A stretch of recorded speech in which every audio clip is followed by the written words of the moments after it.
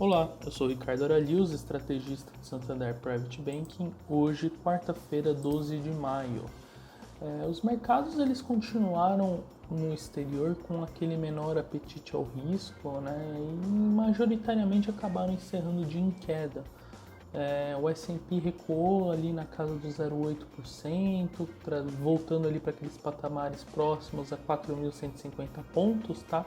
E o Nasdaq, que chegou a cair mais de 2% ao longo do dia, ele até conseguiu se recuperar, né, e encerrou o pregão próximo da estabilidade ali. Lembrando que esse índice ele concentra mais ações de tecnologia.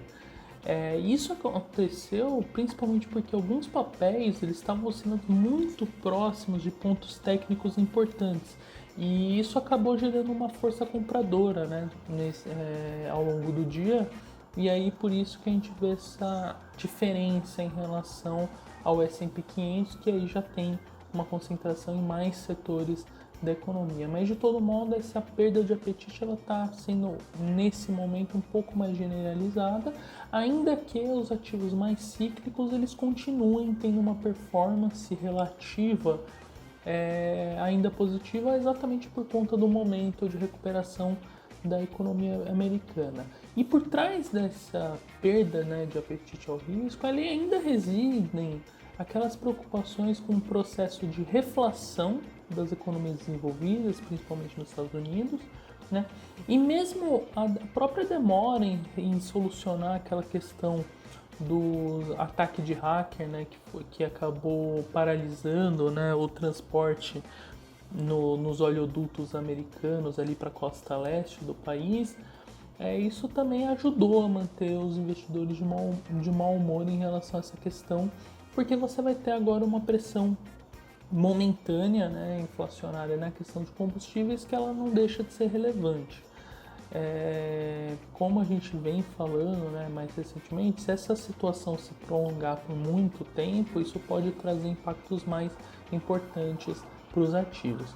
E além disso, né, aquelas notícias que dão conta da falta de interesse por parte da população em ofertar sua mão de obra por conta dos auxílios, né, que hoje eles estão vigentes ali na economia americana, isso desencadeia uma preocupação em relação a pressões salariais mais evidentes. E isso, enquanto não houver, né, uma sinalização, né, uma proximidade em relação ao fim desses auxílios, de fato você tem esse risco. Por outro lado, até poucas semanas atrás, se começasse a se discutir a reversão, né, dessa política fiscal, né, no caso, mas de amparar os trabalhadores mais efetiva, o mercado podia até ficar um pouco receoso, né, porque isso poderia tirar um pouco de ímpeto, né, da recuperação econômica. Mas com base nessas informações de que as pessoas estão tendo menos interesse em ofertar mão de obra,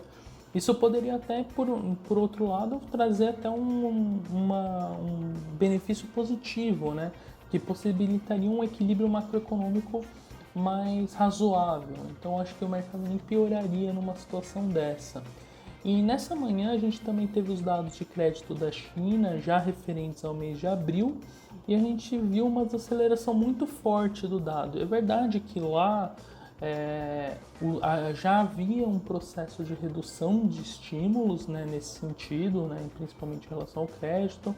É uma ação deliberada do governo, né, em reduzir esse fluxo de dinheiro, a menos que fosse para os investimentos em infraestrutura, indústria pesada, né? Isso ainda continua mais ou menos razoável, mas essa queda ela acende uma luz amarela em relação à continuidade do processo de recuperação por lá.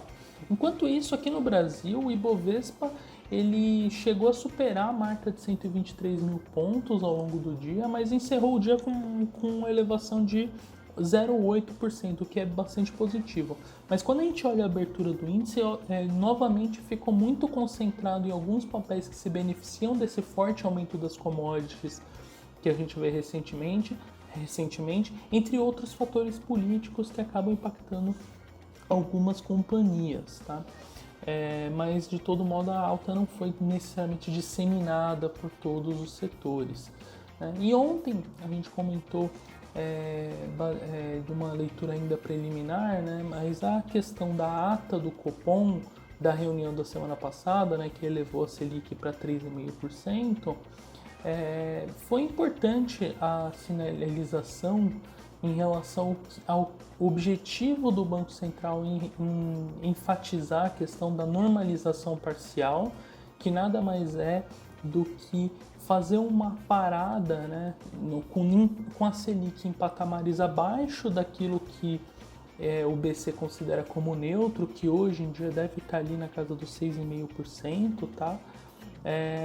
Para verificar também qual que é o desenrolar dos indicadores econômicos mais para frente. Ainda tem muitas incertezas, né, presentes no cenário, tanto de ordem externa, né, como a gente vem falando em relação à inflação global, mas também em relação a crescimento doméstico, avanço de reformas aqui no Brasil e tudo mais, porque isso tudo é importante para você determinar até a própria taxa neutra de juros, tá?